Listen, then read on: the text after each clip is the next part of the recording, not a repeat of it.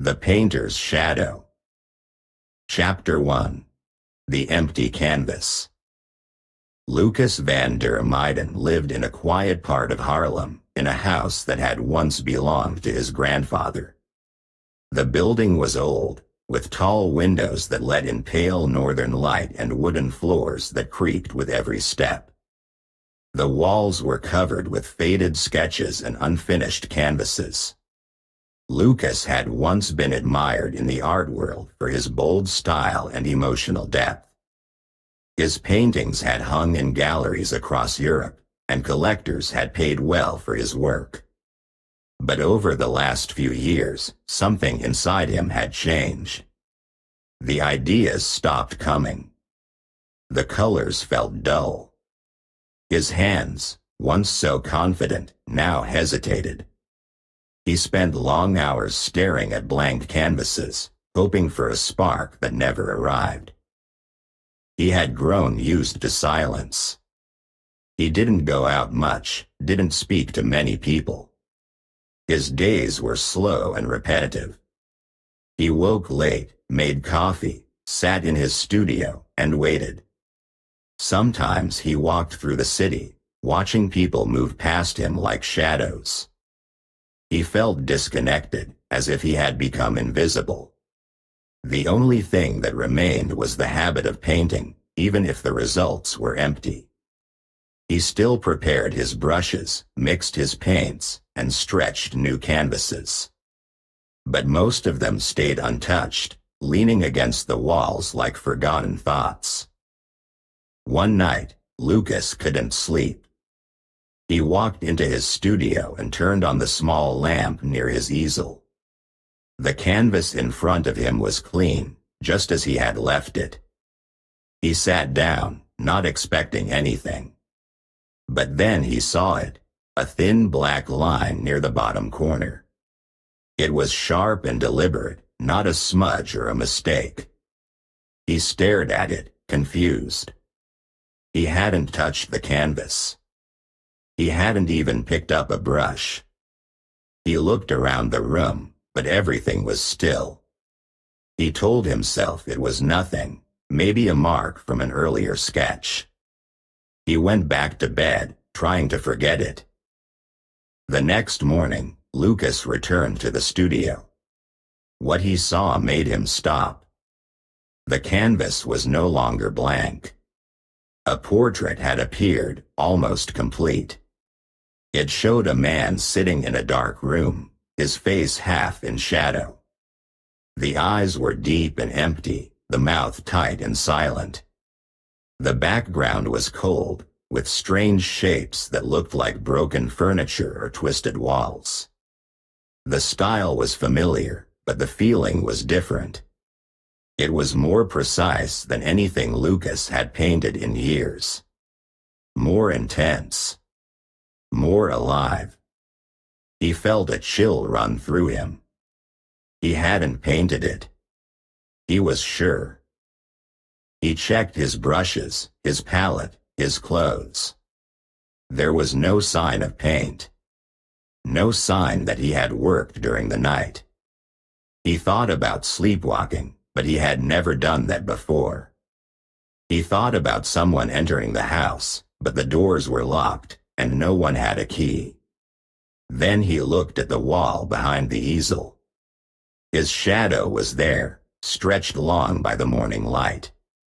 It looked normal, but something about it felt wrong. It seemed sharper, darker, almost separate from him. He stepped closer, watching how it moved. It followed him, but not quite perfectly.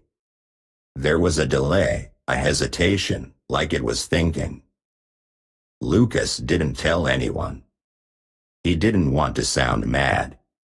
But he couldn't stop thinking about the painting.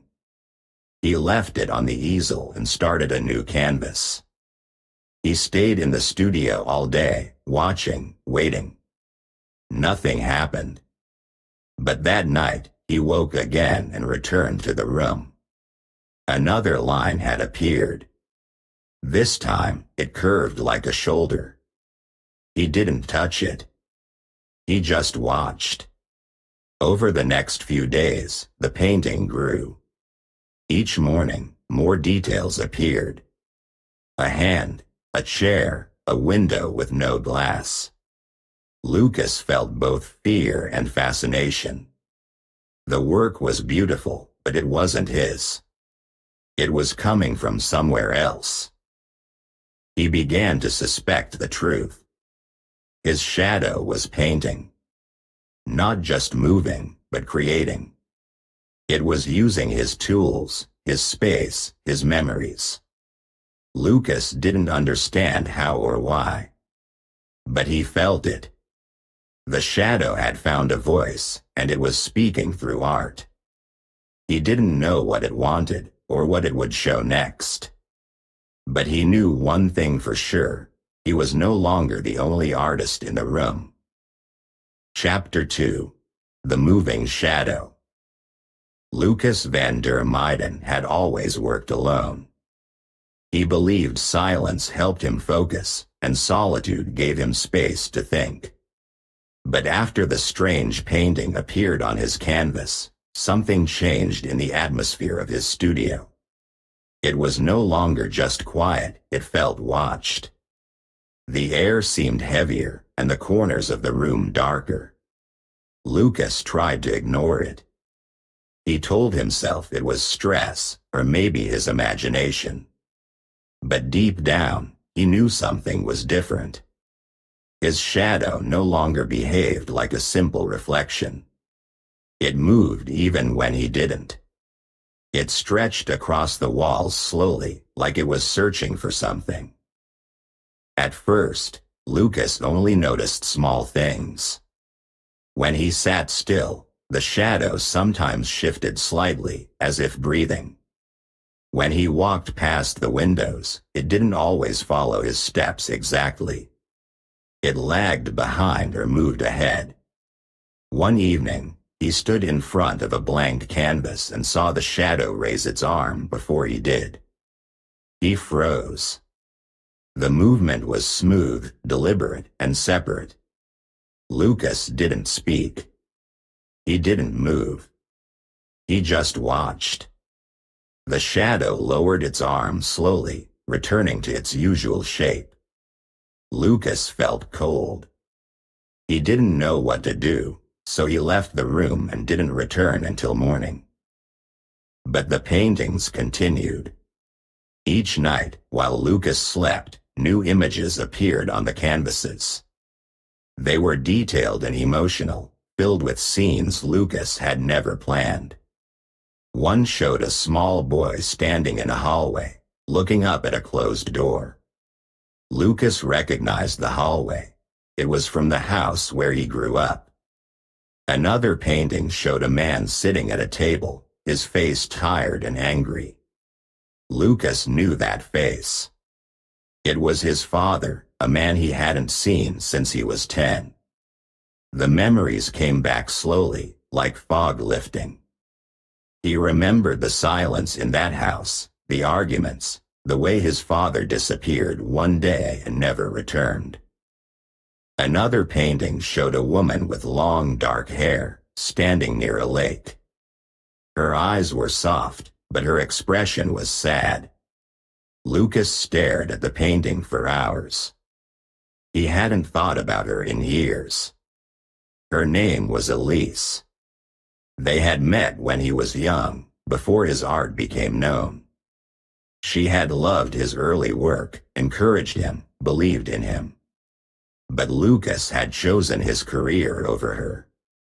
He had left without saying goodbye. Seeing her face again, painted so clearly, made his chest tighten. The shadow was not just painting, it was remembering. It was pulling pieces of Lukas's past that he had buried deep. Lukas began to feel like a stranger in his own studio. The paintings were beautiful, but they were not his. They were too personal, too raw. He didn't understand how the shadow knew these things. He hadn't spoken about them, hadn't written them down. Yet they appeared, one by one, like pages from a hidden diary. He started to avoid the studio at night. He locked the door, covered the windows, and tried to sleep. But each morning, a new painting waited for him. The shadow worked in silence, but its voice grew louder with every canvas. He stopped painting himself. He didn't feel the need. The shadow was doing it all. Lukas watched, studied, and tried to make sense of it. He wondered if the shadow was trying to tell him something. Was it showing him who he really was? Was it helping him remember or warning him? He didn't know. But he felt a strange connection to it. It was part of him, yet separate. It knew his pain, his regrets, his forgotten dreams. And it was turning them into art. Lukas began to keep a journal. He wrote down everything he saw, everything he felt. He didn't show it to anyone. It was just for him, a way to stay grounded. He wrote about the shadow, about the paintings, about the memories they brought. He wrote about his father, about Elise, about the boy he used to be. The journal helped, but it didn't stop the shadow. It kept painting, night after night, revealing more pieces of Lukas's life. And with each painting, Lukas felt less like the artist and more like the subject. The shadow was telling his story, one canvas at a time. And Lukas could only watch. Chapter 3. The Gallery. Lukas van der Meijden had never liked attention. Even during the early years of his career, when his paintings were praised and sold quickly, he preferred to stay in the background. He let the art speak for itself. But now, something had changed. The new paintings, those strange, powerful works that appeared overnight, were too strong to ignore. He didn't understand them fully, but he knew they were important. They carried emotion, memory, and something else he couldn't name. So he began to show them. Quietly, without explanation. He sent a few pieces to a small gallery in Haarlem, using his own name but saying little about the process. The reaction was immediate. Visitors stood in silence before the canvases, some moved to tears, others disturbed but fascinated. The paintings were unlike anything Lukas had shown before. They were darker, more precise, filled with symbols and faces that seemed familiar yet distant. Critics wrote about them in local papers, calling them works on the edge of consciousness and portraits of the unseen self. One article described them as paintings that feel like dreams remembered too late. Lukas read the reviews but didn't respond. He didn't want to explain what he didn't understand. Soon, a gallery in Amsterdam contacted him. They had seen the paintings and wanted to offer him a solo exhibition. It was a rare opportunity, one that most artists would celebrate. Lukas agreed, but with hesitation. He felt success again, but it didn't feel like his own. The paintings were not his. They came from somewhere else, from the shadow that now followed him everywhere. He didn't tell the gallery how the works were made. He simply delivered them, one by one, wrapped carefully in brown paper. The gallery prepared the space, printed invitations, and announced the show. On the night of the opening, the gallery was full. Artists, collectors, critics, and strangers walked through the rooms, stopping in front of each canvas. The lighting was soft, the walls white and clean. Lukas stood in the corner, watching. He didn't speak to anyone. He listened to their comments, their questions, their praise. Some asked about the meaning of the paintings. Others wanted to know what inspired him. Lukas gave no answers. He felt like a guest at his own event. The shadow had created the art, and now it was being celebrated. As the exhibition continued, Lukas noticed something strange. His shadow had changed. It no longer moved only with light. Sometimes, even in complete darkness, he saw it shift across the wall. It grew sharper, more defined, almost separate from his body. He began to fear it. He avoided mirrors, avoided standing near bright lamps. But the shadow was always there. In the studio, in the gallery, even in his dreams. It watched him, followed him, and sometimes seemed to lead him. Lukas tried not to look at it, but he couldn't help it. The more he tried to ignore it, the more present it became. He started to feel disconnected from the world around him. People praised his work, but he felt no pride. He walked through the city, but everything seemed distant. He stopped painting completely. There was no need. The shadow continued to create, and Lukas simply delivered the results. He felt like a messenger, not an artist. He wondered if he was losing himself. The paintings were beautiful, but they were not his. They came from a place he didn't understand, and they revealed things he didn't want to see. One night, after returning from the gallery, Lukas sat alone in his studio. The room was quiet, the windows closed. He looked at the latest painting. It showed a figure standing in a hallway, surrounded by shadows. The figure had no face, only a dark shape where the eyes should be. Lukas felt a chill. He turned to the wall and saw his shadow, still and silent. It didn't move, but it felt alive. He knew then that the shadow was not just part of him. It was something else. Something that had grown stronger, more aware. And it was not finished. Lukas didn't know what would happen next.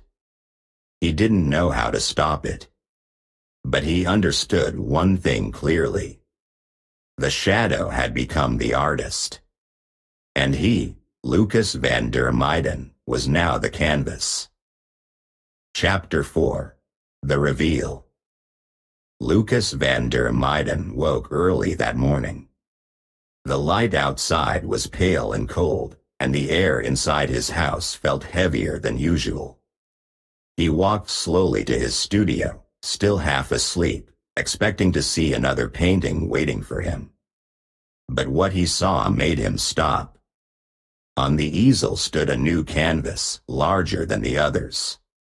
It showed a man sitting in a wooden chair, his hands resting on his knees, his head slightly tilted. The room around him was dark, with no windows, no doors. The man's eyes were empty, like hollow glass. His face was pale, quiet, and lifeless. In the corner of the painting stood a second figure, darker and harder to see. It looked like a shadow, but it had a face. And the face was Lukas's. He stared at the painting for a long time. His heart beat slowly, but his thoughts raced. He knew he hadn't painted it. He hadn't even touched a brush in days. The details were too sharp, too personal. The chair was the same one he used in his studio. The clothes were his. The expression, though strange, felt familiar. But the second figure disturbed him most. It was not just a shadow, it was something else. It had shape, presence, and intention. And it looked exactly like him. Lukas felt something shift inside. The shadow wasn't just painting anymore. It was copying him. It was becoming him. Over the next few days, Lukas noticed changes in himself. He began to forget things. Small things at first. Where he had left his keys, what day it was, whether he had eaten breakfast. Then bigger things. He couldn't remember finishing certain paintings. He found sketches he didn't recognize, signed with his name. He looked at his own work and felt like a stranger. The colors, the lines, the emotions, they were his style, but not his soul. He started to wonder if the shadow was not only painting but also thinking, remembering, and feeling in his place. His friends noticed the difference too. A few old colleagues from the art world came to visit after hearing about his successful exhibition. They expected to see the Lukas they remembered, quiet but thoughtful, distant but kind. Instead, they found someone else. Lukas spoke slowly, sometimes with strange pauses. He stared at the walls as if listening to something. He didn't laugh, didn't smile. He answered questions with short, vague replies. One friend said his voice sounded hollow, like he was speaking from far away. Another said his eyes looked different, as if something else was behind them. Lukas began to fear sleep. He knew that each night brought a new painting, a new piece of himself taken away. He tried to stay awake, but his body grew weak. He drank coffee, walked in circles, read books he couldn't follow. But eventually, sleep came, and the shadow returned. It painted in silence, always choosing memories Lukas had buried deep. He found a canvas showing his childhood bedroom, with a broken toy on the floor. Another showed a hospital room, with a figure lying in bed. Lukas didn't remember the moment clearly, but he felt the pain. The shadow knew everything. He tried to fight it. He covered the mirrors in his house, hoping not to see the shadow's face. He moved the easel to a different room, but the paintings still appeared. He even stopped going into the studio, but the art found its way to him. Canvases leaned against the walls, sketches appeared on his desk. The shadow didn't need permission. It had become part of the house, part of the air, part of Lukas himself. One evening, Lukas stood in front of the painting with the chair and the shadow. He looked at his own empty eyes and felt a strange calm. He understood now. The shadow was not just a reflection. It was a version of him that had waited in silence for years. It had watched him lose inspiration, lose connection, lose purpose. And now it had stepped forward. It had taken the brush, the memory, the voice. Lukas was still there, but less each day. The shadow grew stronger, and Lukas grew quieter. He didn't know how to stop it. He didn't know if he wanted to. The art was better than anything he had made in years. People loved it. Critics praised it. But Lukas felt like a ghost in his own life. He walked through his house like a visitor. He looked in the mirror and saw something else. The shadow had a face now. And it was his. Chapter 5. The Search. Lukas van der Meijden no longer trusted his own thoughts. Each morning, he woke with pieces of memory missing. He found paintings he didn't remember starting, and sketches that felt too personal to be his. His shadow followed him everywhere, not just on the walls but in his mind. It had grown stronger, more confident, and Lukas felt weaker with each passing day. He needed answers. He needed to understand what was happening before he disappeared completely. So he began to search. He started with the books in his grandfather's old study. The shelves were filled with dusty volumes on art, philosophy, and strange folklore. Lukas read for hours, flipping through pages that spoke of symbols, spirits, and forgotten rituals. He found stories about artists who had lost themselves in their work, who had seen visions in paint and canvas. One book mentioned a painter from the 1800s who claimed his shadow had started to move on its own. The man had locked himself in his studio and was never seen again. Lukas felt a chill. The story was too close to his own. He wrote letters to other artists, hoping someone had experienced something similar. Most didn't reply. A few sent polite answers, saying they had never heard of such a thing. But one letter came from a painter in Prague, an older man named Marek who had once studied shadow theory. Marek wrote that in rare cases, a shadow could become more than a reflection. He said that if a person spent too much time alone, focused only on their inner world, the shadow could begin to absorb that energy. It could grow, learn, and eventually act. Lukas read the letter again and again. It didn't offer a solution, but it confirmed his fear. He was not imagining this. It was real. Lukas continued his search in libraries across Haarlem and Amsterdam. He looked for anything about living shadows, mirror selves, or artistic possession. He found fragments of myths from different cultures. In one, a shadow was said to be the soul's twin, silent but watching. In another, shadows were described as memories that refused to die. But the story that stayed with him came from an old Dutch legend. It said that if a painter worked alone for too long, without light, without connection, his shadow could take form. It would begin to paint, using the artist's own life as its canvas.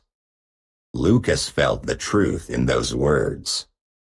He had lived alone for years, surrounded by silence and unfinished thoughts. He had given his shadow everything it needed. He tried to stop it. He covered the windows in his studio, hoping to block the light and confuse the shadow. He moved his easel to a different room, changed his routine, even stopped painting completely. But the shadow didn't care. It continued to create, using whatever space it found. Lukas found new paintings in places he hadn't touched, on the back of doors, on old boards, even on the walls themselves. The art was growing, and Lukas was fading. He felt like a ghost in his own home, watching someone else live his life. He began to write in a journal every night, trying to hold on to his thoughts. He wrote about the paintings, the memories they showed, the way the shadow moved. He wrote about his fear, his confusion, and his growing sense of surrender. He didn't know if anyone would read it, but he needed to leave something behind. Something that proved he had been real. One night, Lukas stood in front of a new painting. It showed a man walking into a forest, with no path and no light. Behind him, a shadow followed, larger than the man himself. Lukas touched the canvas and felt a strange warmth. He knew then that the transformation was almost complete. He was no longer the artist. He was the subject. The shadow had taken his place, and there was no way back. He sat in his chair, looking at the walls around him. They were filled with paintings, each one a piece of his life. He had searched for answers, and he had found them. But the truth was not a cure. It was a mirror. He had given too much to his art, and now his art had taken him.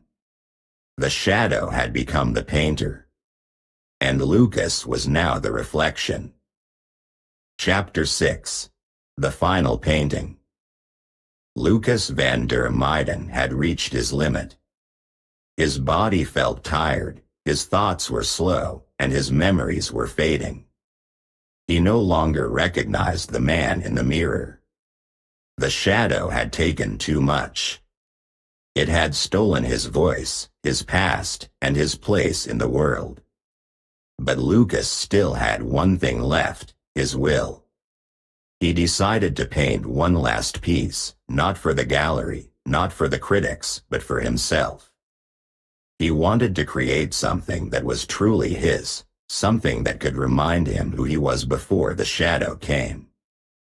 He prepared the studio carefully. He closed all the windows and covered them with thick cloth. He unplugged every lamp and candle. He made sure no light could enter the room. Without light, there could be no shadow. He worked in near darkness, using only a small flashlight to find his brushes and mix his paints. The silence was deep, and the air felt heavy. Lukas sat in front of the canvas and took a deep breath. He had not painted with his own hands in weeks. His fingers trembled, but he forced them to move. He began slowly, drawing the outline of a man.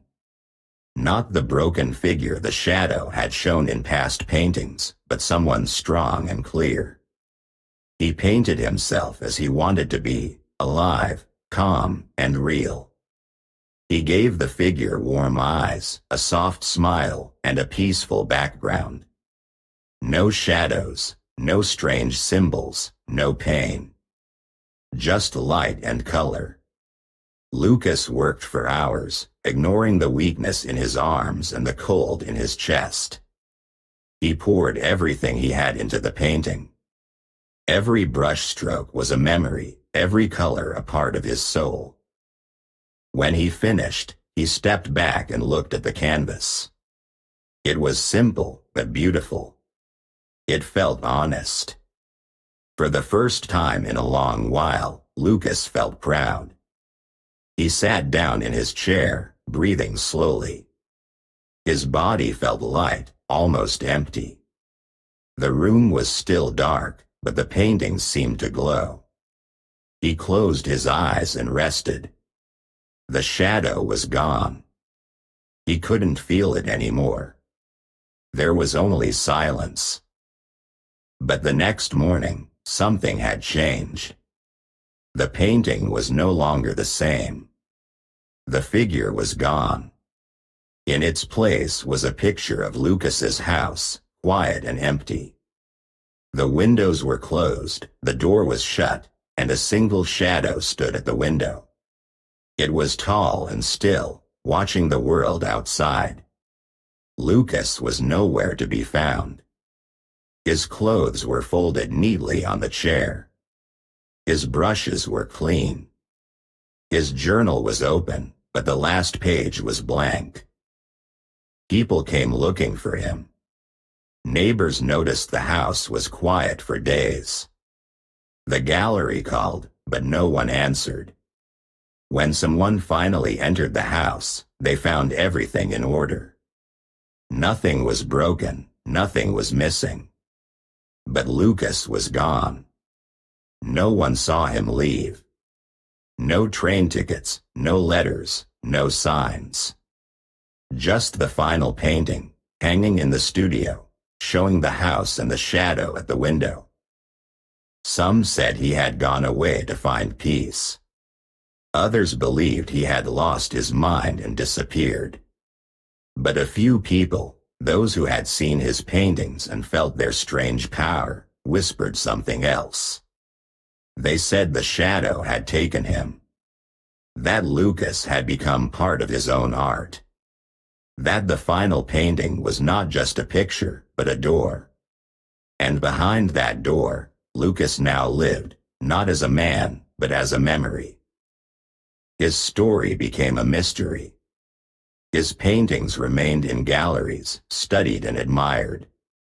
But the final piece was never sold. It stayed in his house, untouched, waiting. And sometimes, when the light hit it just right, people said they saw movement in the window. A small shift, a quiet change. as if the shadow was still watching, as if Lukas was still there. Chapter 7. The Legacy. Years passed after Lukas van der Meijden disappeared.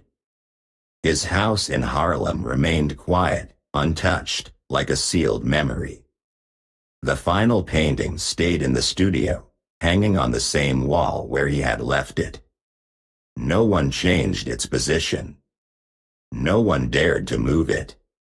The house was eventually turned into a small museum, dedicated to his life and work. People came from different countries to see the place where the mysterious painter had lived and vanished. They walked through the rooms slowly, whispering, as if afraid to disturb something invisible. Lukas's paintings became legendary. Art schools used them as examples of emotional depth and psychological mystery. Critics wrote long essays trying to explain the meaning behind the strange images. Some believed the paintings were metaphors for loneliness and memory. Others thought they were messages from another world. A few said they were simply beautiful, even if they didn't understand them. But most agreed on one thing: Lukas's art felt alive. It was more than paint and canvas. It had presence. It had weight. It had something that couldn't be explained. Visitors often said they felt watched while standing in front of his work. They described a strange feeling, like someone was behind them, silent but close. Some said the eyes in the portraits seemed to follow them. Others claimed the shadows in the paintings changed shape when no one was looking. A museum guard once said he saw a figure move inside one of the canvases. He was sure the shadow had shifted, just slightly, from one corner to another. No one believed him, but the story spread. People started coming just to see if they could witness it too. The legend of Lukas grew. His name was spoken with respect and curiosity. He became a symbol of the artist who gave everything to his work. His journals were found and published, filled with quiet thoughts and strange observations. Readers felt his fear, his confusion, and his surrender. They saw how deeply he had lived inside his art, how far he had gone to find truth. His final entry was blank, but that emptiness said more than words. It was the silence of someone who had crossed a line and never returned. Students studied his brushstrokes, trying to copy his style. But no one could. His technique was not just skill, it was something else. Something personal, something hidden. The colors he used were soft but haunting.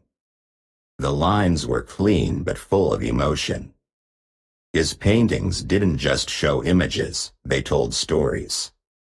And those stories stayed with people long after they left the museum. Some visitors returned again and again, unable to forget what they had seen. They said the paintings changed each time, revealing new details, new feelings. Lukas's shadow remained, not on the wall, but in the paint, in the lines, in the eyes of those who looked. It was part of the art now, part of the legacy. It had moved from the corner of his studio into the hearts of those who stood before his work. And everyone who looked closely felt something looking back. Not with fear, but with quiet understanding. As if the shadow knew them too. His story became a lesson. Not just about art, but about life. About how far we go to find meaning. About how creation can shape us, change us, even consume us. Lukas had painted with honesty, and that honesty had become eternal. His legacy was not just in galleries or books. It was in the way people felt when they saw his work. In the silence that followed. In the questions that remained. Moral. Sometimes art is not what we create, but what creates us. Creativity needs light, but is born from shadow. And if we lose ourselves in it, it may become us. Thank you for your attention. If you like the story, please like and subscribe. It motivates us to make new videos and helps us promote the channel. Thank you.